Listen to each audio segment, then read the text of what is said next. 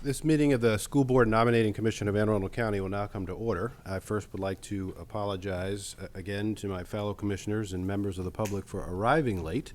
I was just commiserating with a couple of commissioners about traffic coming out of our nation's capital and then getting stopped in an intersection for the President's motorcade. So that was part of the delay. Nothing we can really do about that. So some administrative items just to attend to as members of the public who frequent our meetings often have heard me say, and our fellow commissioners. If you have electronic devices, we'd ask that you either turn them off or put them on silent or vibrate. If you are planning to speak at some point, we need to have those devices away from the microphones when they're hot.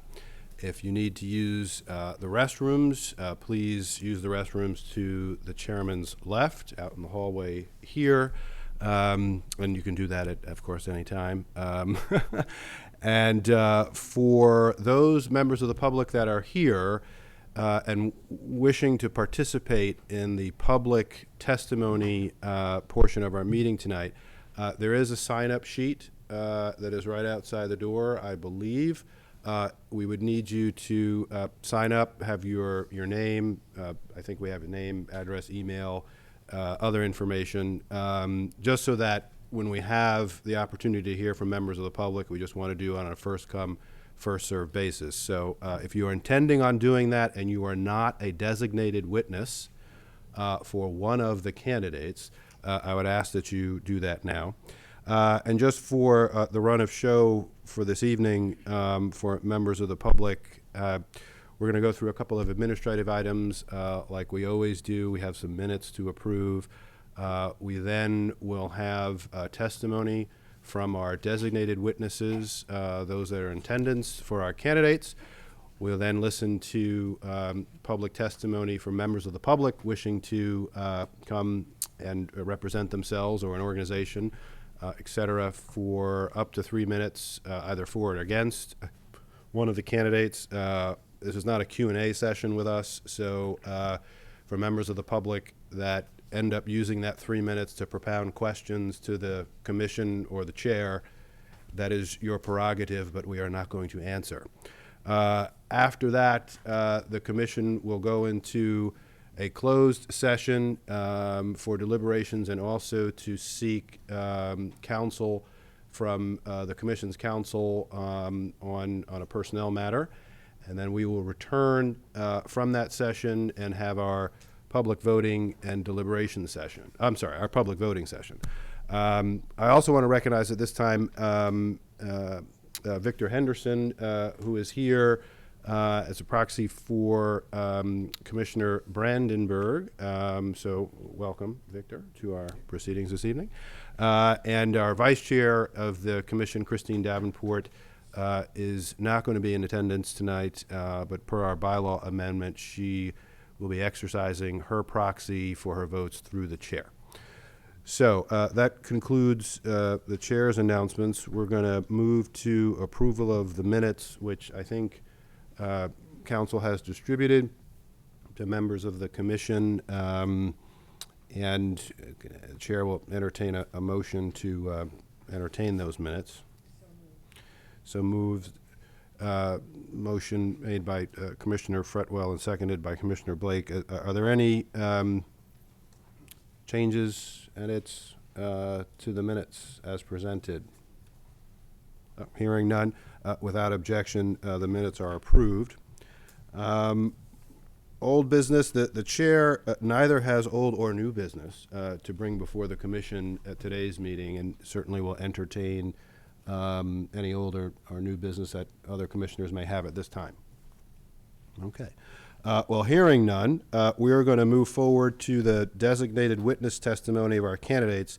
And just to refresh everyone's recollection, as part of our process, we afford candidates up to 2 designated witnesses to come before the commission for up to 3 minutes.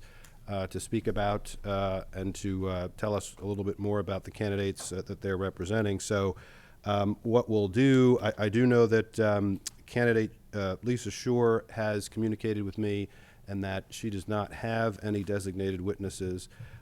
So probably the easier way to do this is perhaps alphabetical order. And if there are designated witnesses for candidate Gilliland, if they can come forward at this time, and you can either speak from the podium or you can come and sit in one of the chairs. So as long as we have your microphone on, green light, and speak into it, we'd ask that you give your name, address. If you're representing yourself, wonderful. If you're representing an organization, we'd like to know that too. So with that, the chair will recognize our first witness. Sir. Good evening, ladies and gentlemen. Chairperson Green, distinguished commissioners. I thank you for the opportunity to speak this evening. My name is Robert Silkworth, and I'm a 43-year veteran teacher in Anne Arundel County, and I'm here this evening to ask you to say yes to Terry Gilliland. Like Mr. Gilliland, I am a product of the school system, and I believe that my experience in education in this county does give me insight. I know the status of education in this county. I know the schools, the communities, the families, and the students. More importantly, I know where we have been, where we are today, and where we need to go tomorrow. Of course, knowing where we need to go is not the solution. The solution is knowing what needs to be done to achieve our goals. We face major challenges with the continued implementation of Common Core. The closing of the achievement gap is a big hurdle. The physical state of our schools is still a great concern to parents and community members alike in all of our clusters. As important as all of these might be, they are nowhere near as important as the need to hire and then retain highly qualified professional teachers. I understand that Terry Gilliland does understand this. We need someone on the Board of Education who already has the experience and the knowledge of the issues that confront us today. We need a Board of Education member to be able to collaborate with other Board of Education members the very first day that he would be ready to make important decisions that need to be made. I sincerely believe that Terry Gilliland is that someone. I first met Terry when I was a teacher at North County High School, and I still am a teacher at North County High School. And Terry was a very dedicated young man. He became a board member, and that was his goal. And I have to tell you that he was a board member during a time when being a board member was extremely difficult. Those that know the history and when he was a board member understand the fact that it was a very difficult time. And Terry was a wonderful young man who had the ability to make very difficult decisions, and he did that. And I think it was, as I said, one of the most important or one of the best student board members. His approach on the school board, as well as in the legislature, because he was chosen to be in the legislature, is one of collaboration, which is also my approach. We are all stakeholders in this game, and we should be able to sit down at the table willing to exchange ideas and suggestions with the ultimate goal of making decisions which will positively impact our children. One of the things that I know that Terry understands is one of our big problems is closing the achievement gap. And I think Terry understands, as I do, that in order to do that, we have to deal with the attitude gap. The attitude that students bring to the classroom, the attitude that parents bring to the community and to the school, the attitude that the teachers bring, all of this has a tremendous impact. And you don't really hear people talking about that, but Terry and I talk about that. He understands the need to be able to deal with the attitude gap in order to be able to fix the problem of the achievement gap. He also understands very well the need that we have to retain highly qualified teachers. Without great teachers, nothing else matters. Dollars and programs mean nothing if you do not have the dedicated people to make it all happen. Terry knows the importance of collaboration with all of the stakeholders involved to guarantee that each classroom has a highly qualified teacher. As many of you know, Terry has worked throughout his entire career with his peers, communities, legislators at the local and state levels, educators and administrators, and he has the experience and the willingness as well as the abilities to make a difference for our children and for our county. Everything I have ever done as a teacher, an educator, has been shaped by the need to do whatever is in the best interest of our students. That is why I am here this evening.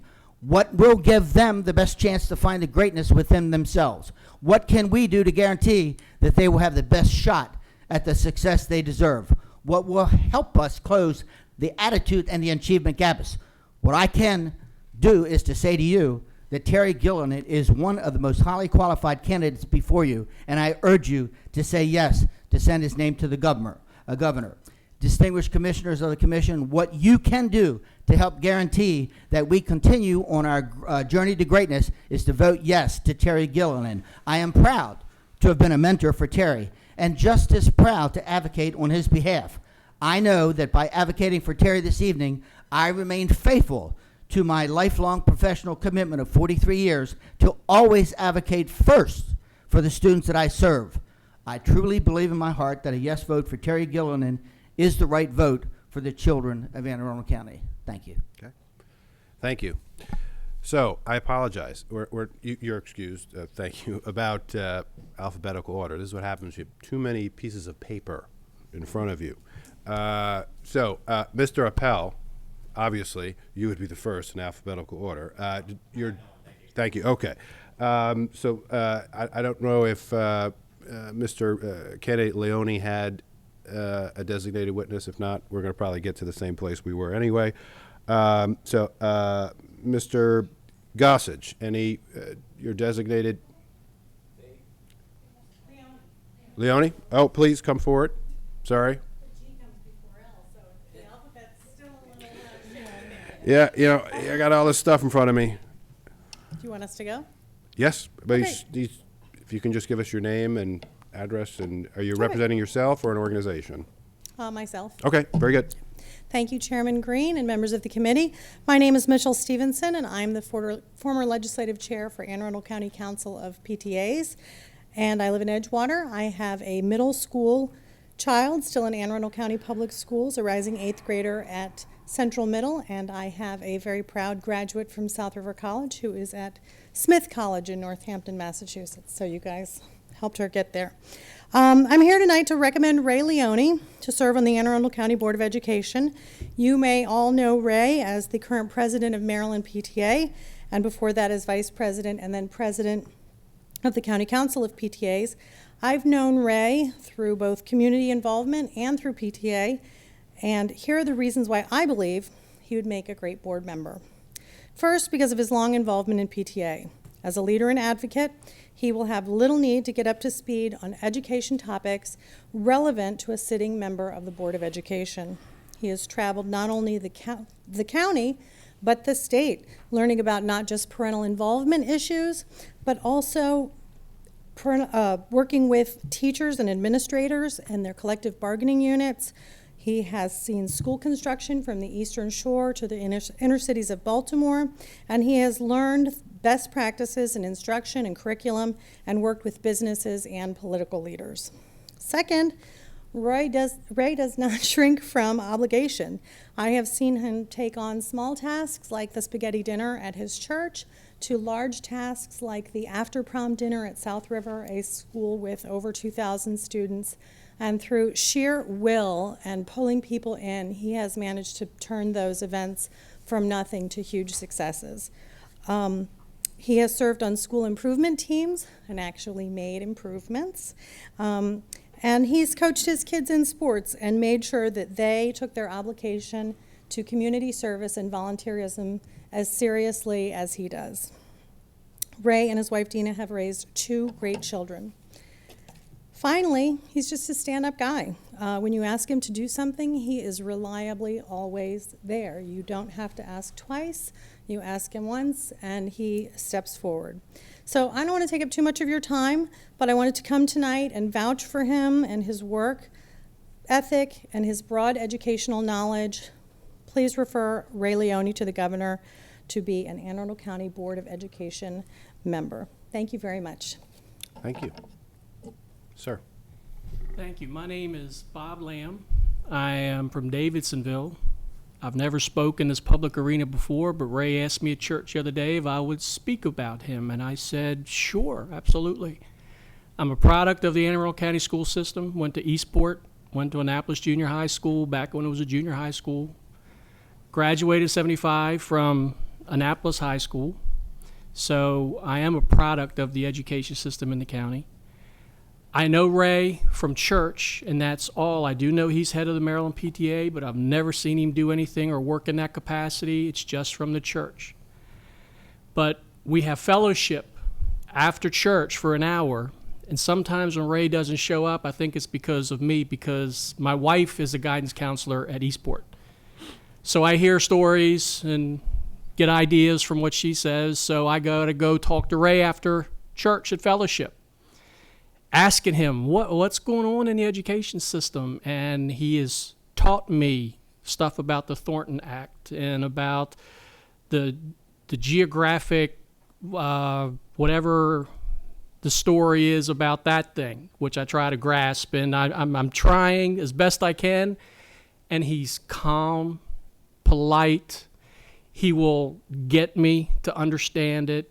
Diplomacy is what he's an advocate of, and he truly loves the kids. He wants the kids to be successful and have an opportunity. One of the big days we had was, I heard a statement a minute ago about the achievement gap. And I do hear about that all the time when Connie comes home and whatever. And I said, Ray, I understand the achievement gap. That's a very, very critical thing. We've got to be successful. But I said, what about the effort gap? And he says, Bob, everybody's trying to do the best they can to do it, but sometimes it's harder to get kids to follow what they need to do. And then I would go home, talk to Connie, and she says, yes, he's right. So in closing, this is just the church avenue that I have. He is kind, compassionate, diplomatic. He doesn't speak down when I ask questions about anything. He doesn't talk down about any party, any group, any member. He just wants to get things done in a positive way to accomplish the ultimate goal of what's best for the children. So in closing, I would truly be an Anne Arundel Countyan and never been doing this before. I was very nervous to do this, but when he asked me, I couldn't resist not coming out because how much I believe in him to be successful at anything he does. So I would love for you to recommend him to the governor to be a member of the board. Thank you very much. Thank you, and well done. Candidate Ritchie, any, no? Okay, so then we'll, okay. We did receive them, yes. So Candidate Webb, your designated witnesses this evening. Okay, you can have them come forward.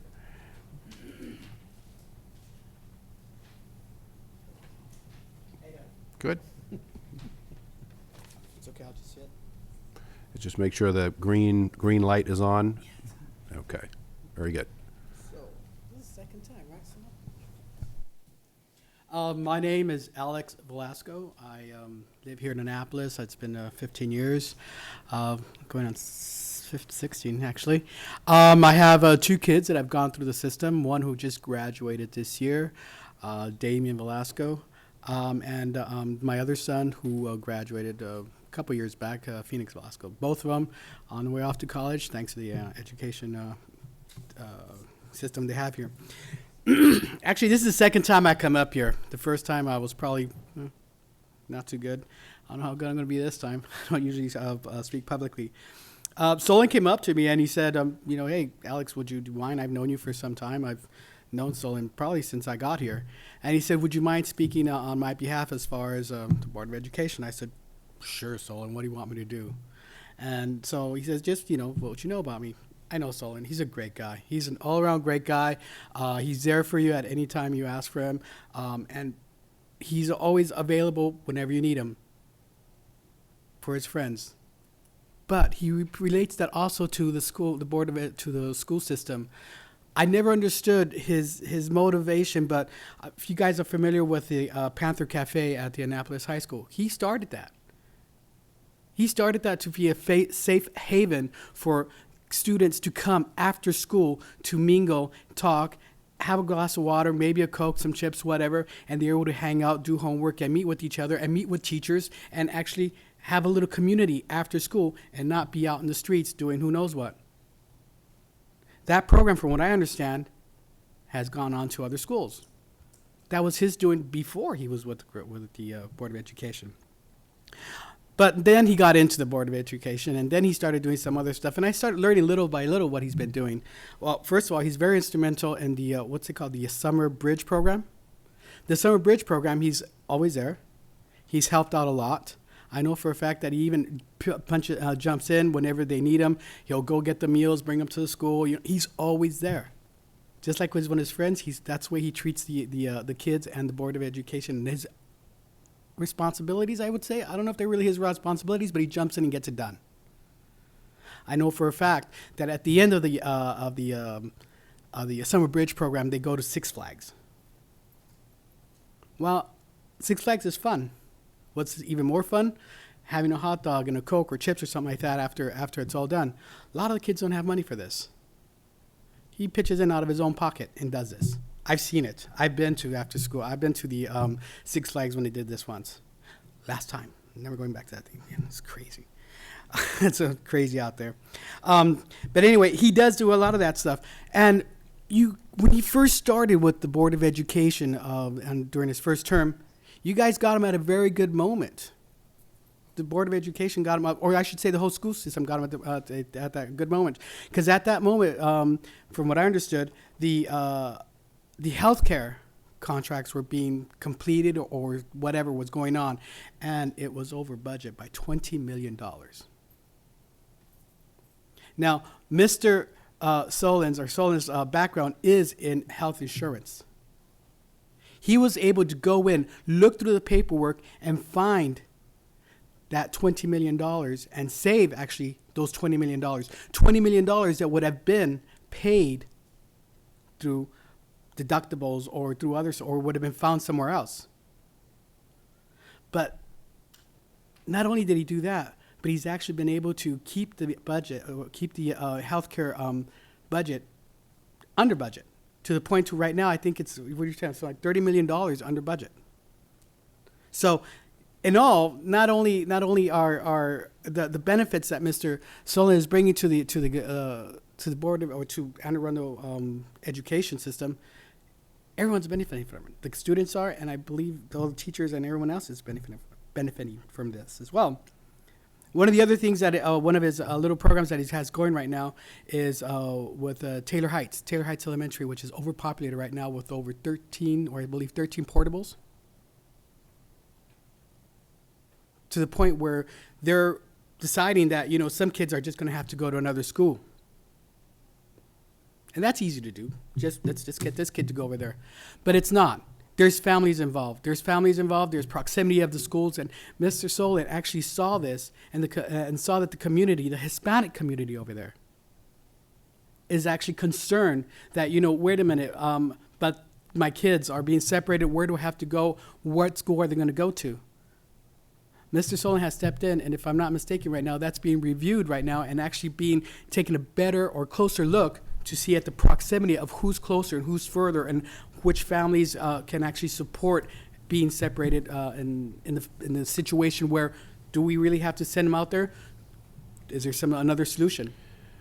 I know for a fact the Hispanic community is very grateful for this, because it's not an easy situation for them to have to manage where the kids are going for school.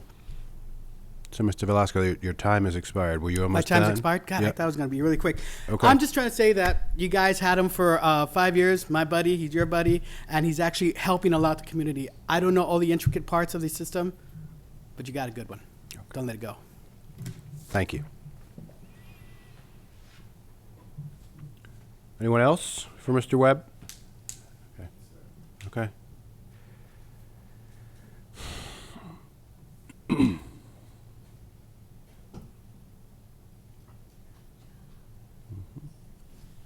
Good afternoon.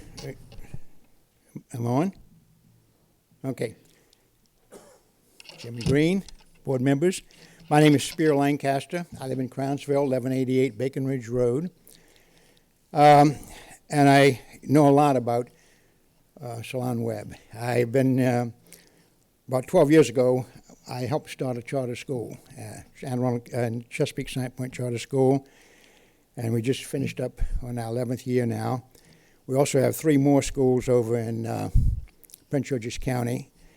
There's a lot of talk about the achievement gap, and we set this up there were two things that we were focused on. One was a STEM program. There was no STEM program in Anne Arundel County at the time.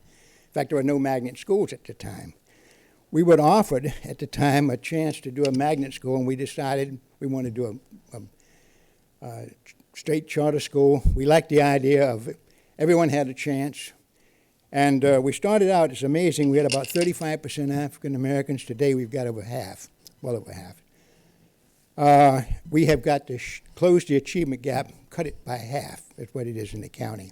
Same thing is true in Prince George's County. Our assistant principal is African American. Our head of special ed is an African American. And we actually have a math teacher who's an African. So that really gives us a good relationship with the community. And it's important to have people on the board and with our school, and we think with the AACPS board, that have a representative.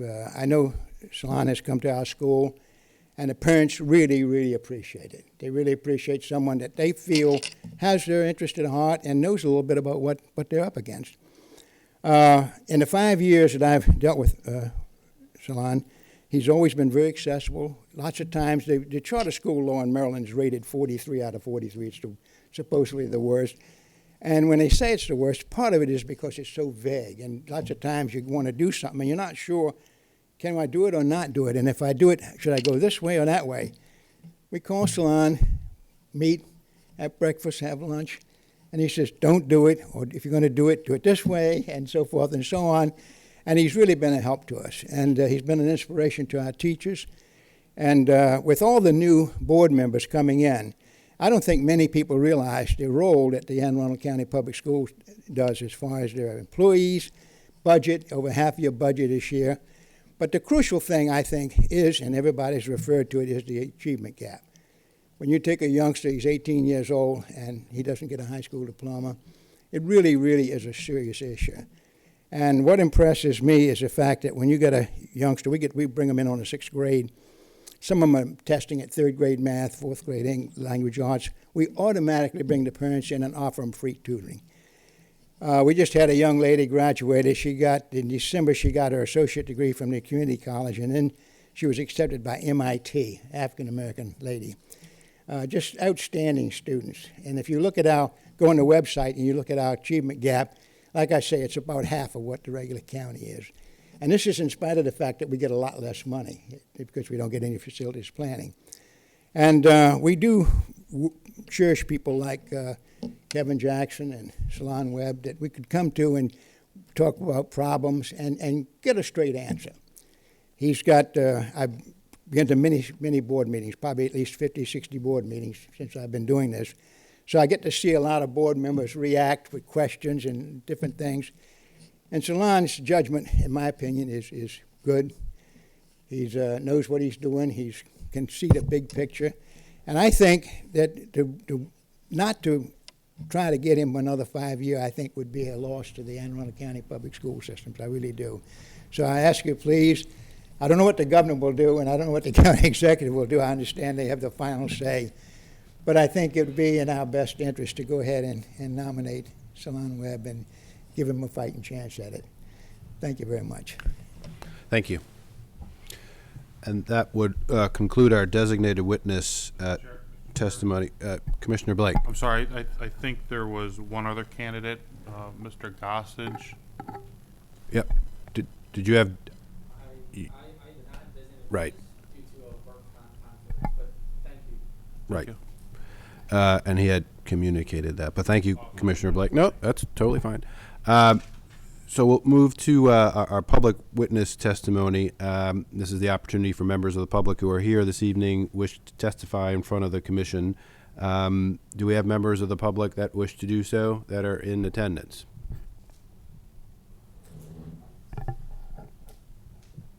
I assume that's a yes.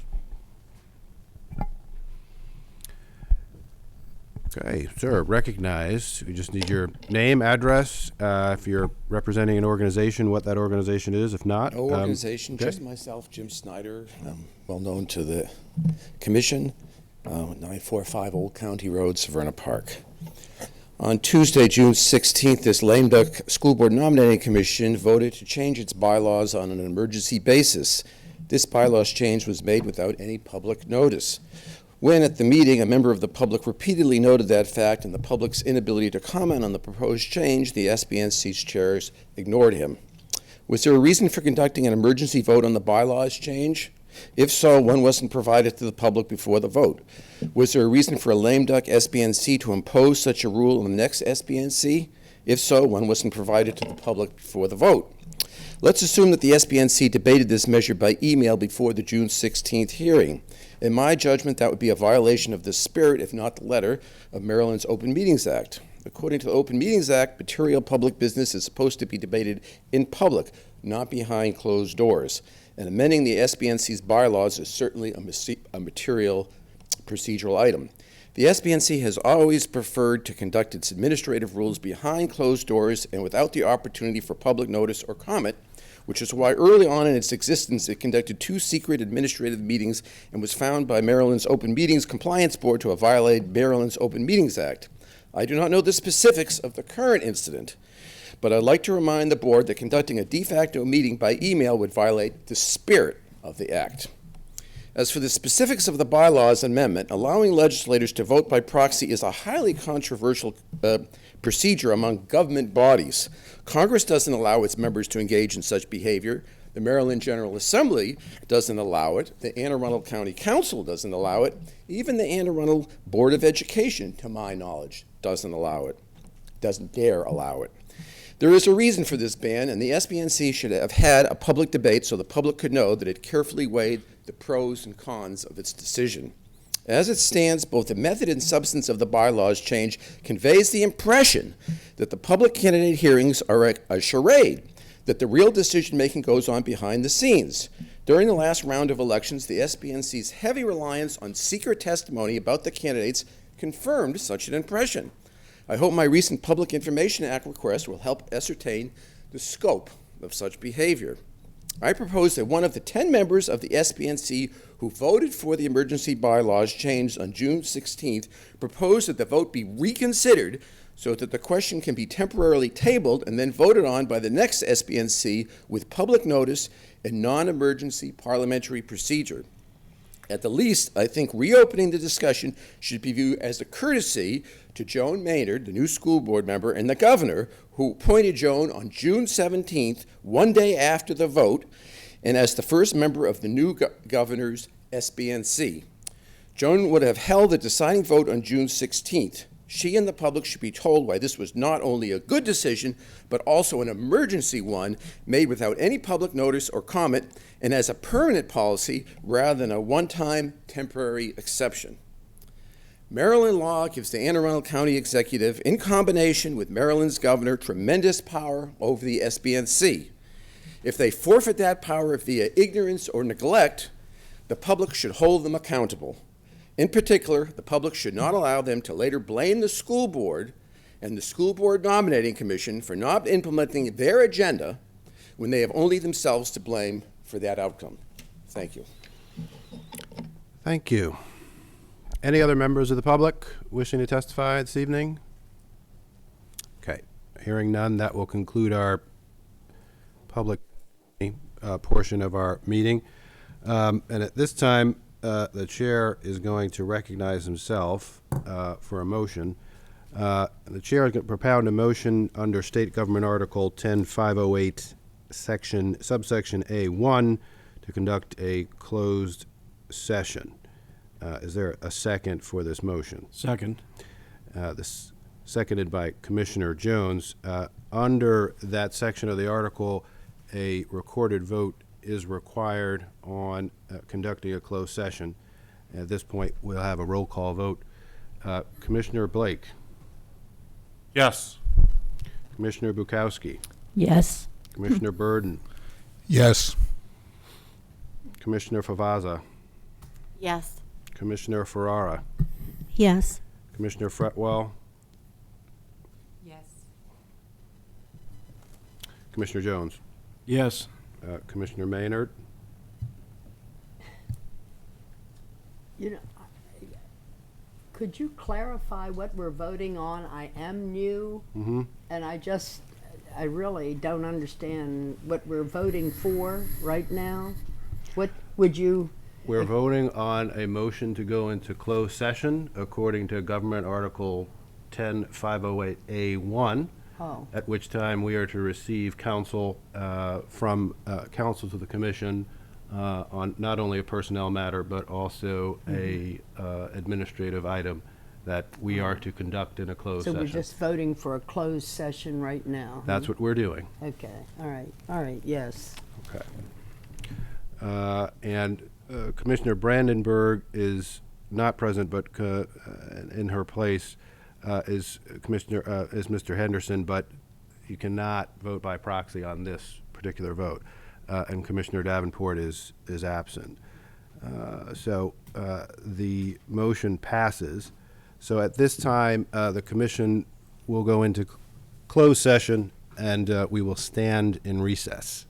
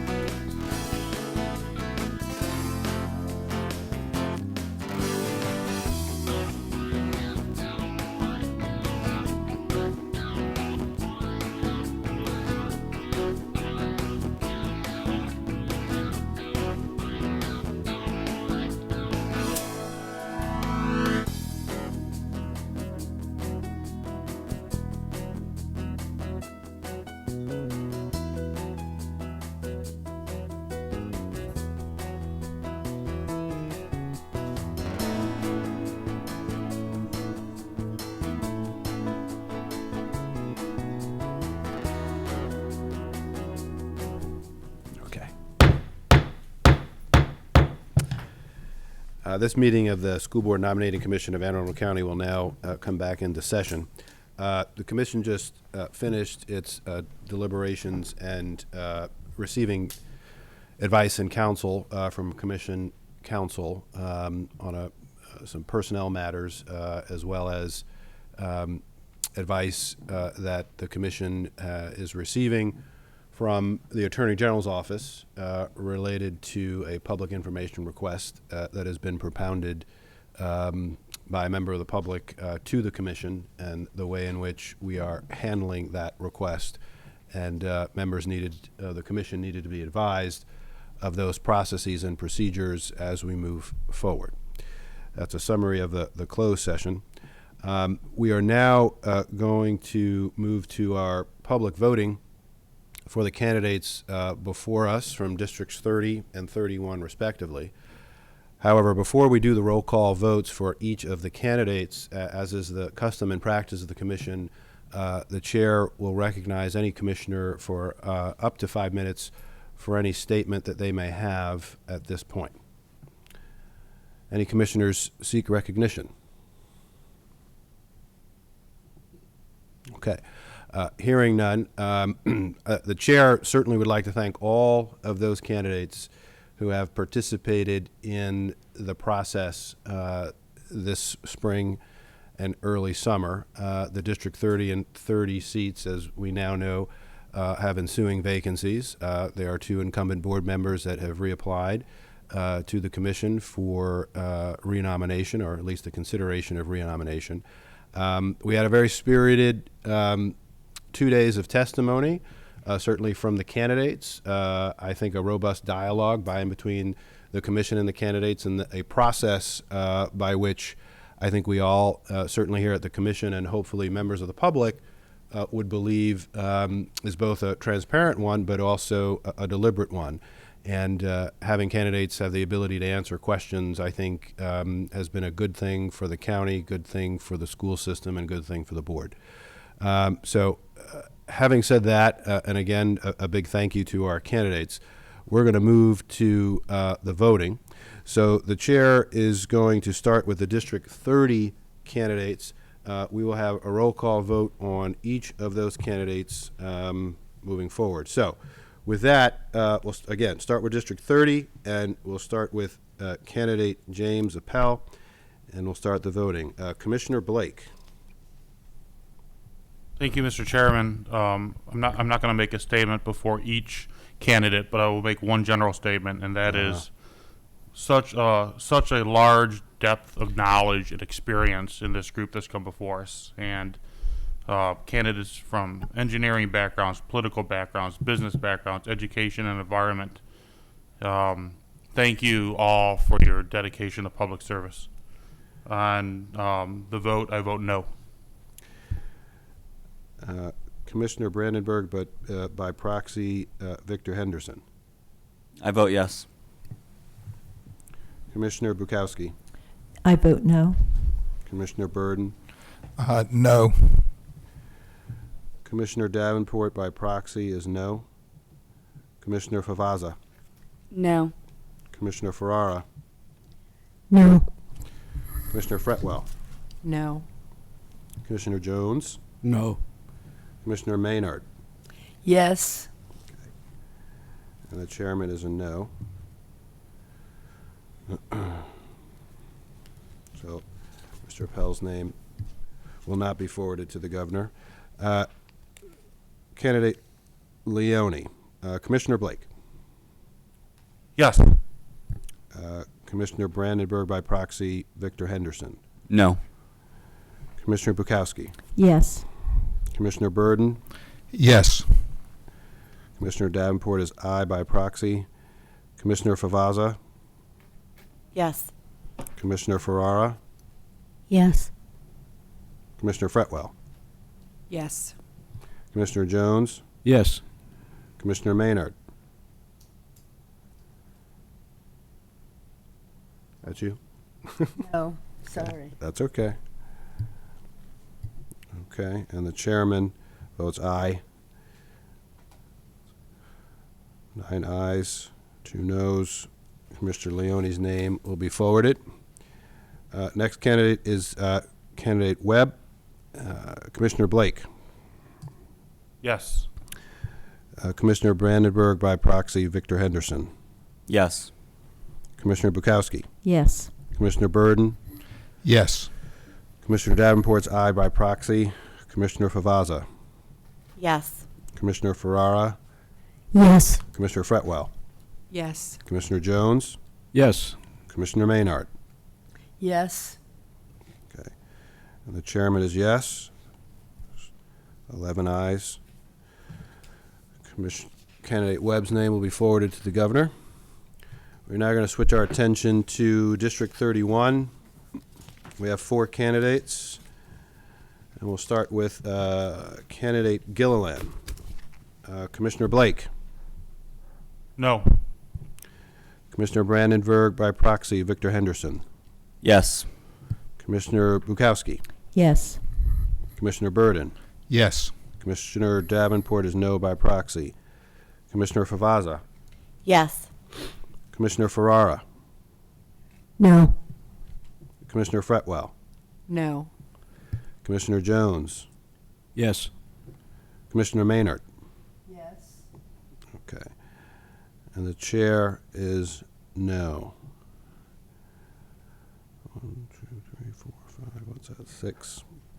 That's 6 votes in favor, not enough for forwarding. So Mr. Gillen's name will not be forwarded to the governor. Next candidate, candidate Gossage, excuse me. Commissioner Blake. No. Commissioner Brandenburg by proxy, Victor Henderson. Yes. Commissioner Bukowski. Yes. Commissioner Burden. No. Commissioner Davenport is no by proxy. Commissioner Favaza. No. Commissioner Ferrara. No. Commissioner Fretwell. No. Commissioner Jones. Yes. Commissioner Maynard. Yes. And the chairman is yes. It's 5 votes in favor, 6 noes. Mr. Gosh's name will not be forwarded to the governor. Next candidate is candidate Ritchie. Commissioner Blake. Yes. Commissioner Brandenburg by proxy, Victor Henderson. Yes. Commissioner Bukowski. Yes. Commissioner Burden. Yes. Commissioner Davenport is aye by proxy. Commissioner Favaza. Yes. Commissioner Ferrara. Yes. Commissioner Fretwell. Yes. Commissioner Jones. Yes. Commissioner Maynard. Abstain. The chairman is yes. That's 10 ayes. Candidate Ritchie's name will be forwarded to the governor. Our final candidate, Lisa Shore. Commissioner Blake. Yes. Commissioner Brandenburg by proxy, Victor Henderson. No. Commissioner Bukowski. Yes. Commissioner Burden. No. Commissioner Davenport. Aye by proxy. Commissioner Favaza. Yes. Commissioner Ferrara. Yes. Commissioner Fretwell. Yes. Commissioner Jones. Yes. Commissioner Maynard.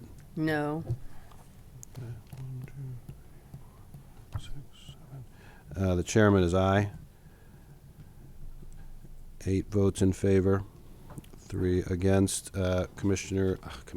Candidate Shore's name will be forwarded to the governor.